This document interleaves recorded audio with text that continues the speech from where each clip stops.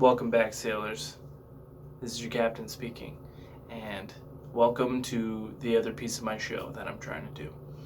I don't really have a name for it yet. I don't know what I'm going to call it at the moment. I don't even know if I should call it anything. I really just want it to be, discussions and talks about gaming. Maybe I do some summons on some of my gotcha games. Who knows? We'll figure it out as it goes. Maybe I'll play stuff. Maybe I'll go online. We'll see how it goes. I really just want this to be something casual compared to the other piece of the videos, and I wanted to pump something else out. Maybe throw some feelers and see how that goes. Um, I'm passionate about quite a few things, but if I can be honest, it's parenting, mixed martial arts, and video games, and mostly RPG related video games, and I really hope that you guys enjoy that stuff. There's some different stuff I want to talk about today. I know I say that every time because, why else would you be here other than to see that? But it's about how awesome gaming on your phone actually is compared to console gaming or PC gaming. PC gaming can definitely be great, but to me it seems a little bit too it's too much. PC gaming is awesome, without a doubt. It's the highest quality that you're going to get out of gaming. You're not going to get any better product at the end of the day than PC gaming. And anybody who tries to argue anything more is absolutely wrong. The player base on PC is going to be bigger and better. The people viewing everything on PC is going to be bigger and better. The competitive scene is going to be bigger and better. Your capabilities online are going to be bigger and better. Your graphics, everything compared to a console is going to be better. Now, PC gaming does run into bigger issues because of that. They do run into more server issues. They do run into bigger frame drops because there's more people on. They do run into bigger issues like server shutdowns.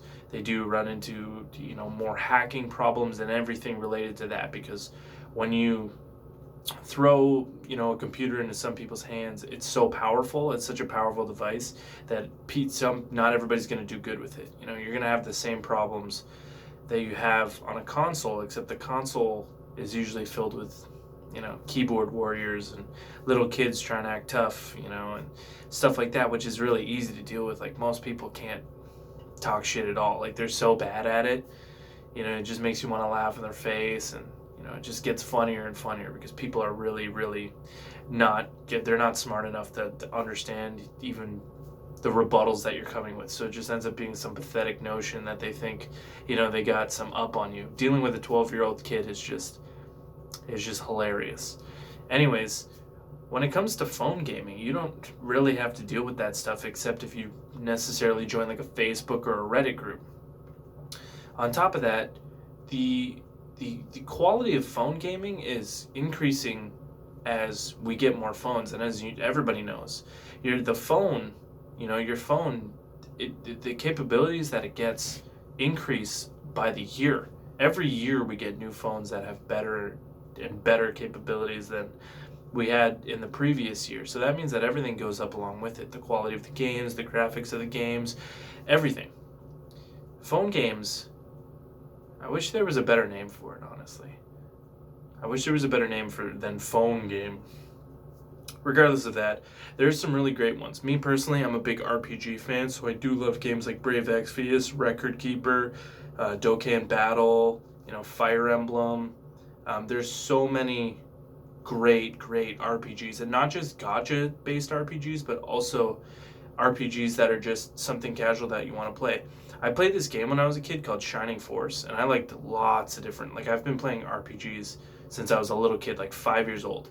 So the fact that there's those games still available on your phone, the fact that I can go and play Final Fantasy II on my phone with a Sega emulator is crazy. The fact that I can go with a Sega emulator, it wasn't out for Sega, with an emulator. I don't know why I said Sega. I was thinking about Gemfire and Shining Force, which is something I was going to get to. The fact that I can use an emulator to download and play pretty much anything up to Nintendo DS area very easily is so awesome. It's so awesome. Sometimes the controls and the ads can be a little bit too much, but really the trade-off isn't that much. It's not that aggravating that I'm not wanting to play something because of it. The only problem that I have sometimes with gaming on my phone is I hate it when a game goes from this to this. I hate it. I hate playing with my hands like it's spread out like that. It's not fun to me. It's not comfortable. I really like holding my phone the normal way that you would hold a phone, and that's what's so great about Brave Exvius actually. So Final Fantasy games have always been probably my favorite game series. Growing up, I played all the Final Fantasy games. Even still, I play all of them, which is pretty awesome because Brave Exvius, they actually put the XVI in Exvius because it means 16 in Roman numerals, right? Which is a little nod to Final Fantasy saying like, hey, notice us. You know, we've been around for 3 years and we're doing really well.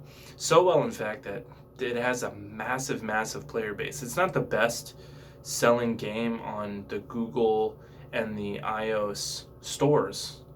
It's tough to compete with some of them, like Dokkan Battle is a huge one. There's so many Dragon Ball Z fans. There's some other games like I don't want to quote anything right now because for obvious reasons I don't want to make myself look stupid. But there are more successful games. But in terms of the quality of a Final Fantasy game, this one hits all of the notches that I'm looking for. It's got big numbers, it's got countering, it has chaining, it has defend, it has attack, mag, and it has braking, it has everything that I'm looking for in a Final Fantasy game or in an RPG. It has absolutely everything. It's so in depth. It's got all of my favorite characters. It comes out with new characters and new content constantly.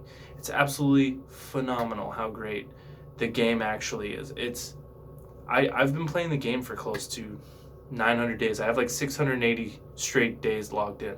So I play that game every day. And I've been a fan of Final Fantasy since I was a young man, since I was a young boy.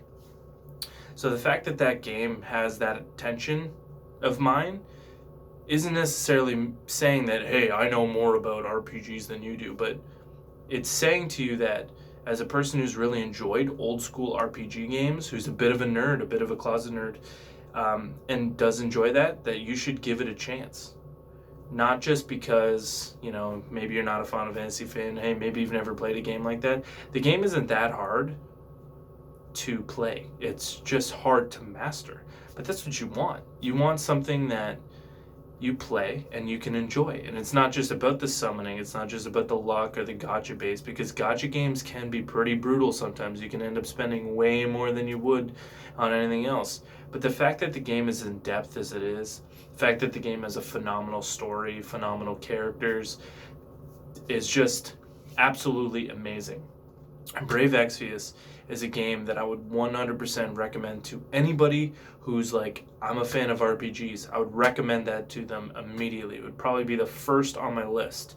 Close second would be Dokkan Battle, which is an adventure or action-based RPG. Sorry, it's another game. It's not as in depth as Brave Exvius is, but Dokkan Battle still has its awesome pieces to it, and it's not the only one. There's lots of different ones. There's a Naruto-based action RPG that's done by the same company that does Dokkan Battle. There's fighting games on there that are Dragon Ball Z related. So there's lots of different stuff that you can choose from that doesn't necessarily have to be console related. But the fact that your phone is on you constantly, the fact that you wouldn't have to take over the TV for, say your child or your spouse so they can watch their shows. The fact that it's always available when you're at work, when you're in the bathroom, when you want to do whatever. The fact that it's right there is such an up for those thumbs if you're talking about which sort of system that you're trying to play. Yes, console gaming is amazing, and I will always console game, and I will always love consoles. Yes, computer gaming is great, and it doesn't really have any downside to it except of how expensive it is, and how it has the biggest issues of all of the, console, PC, phone based arguments that you can make. You're gonna run into the most problems with a PC. But the phone, you're not going to destroy your phone playing 8 hours a day. All you got to do is charge it. If you get a new phone anyways, it's, going to it's going to get better. I've never seen anybody have their phone destroyed by a game anyways. So that says a lot about it. I went on a little bit more of a tangent than I thought I was going to go on, and I did kind of run all over the place, and I didn't want to necessarily make it this long, and I just repeated myself 3 times, but that's okay. I ended up talking about stuff that I wanted to. It ended up being casual. This is fun. That's all we're doing right now. I just wanted to be able to pump out 2 videos every 2 days and be able to get that done.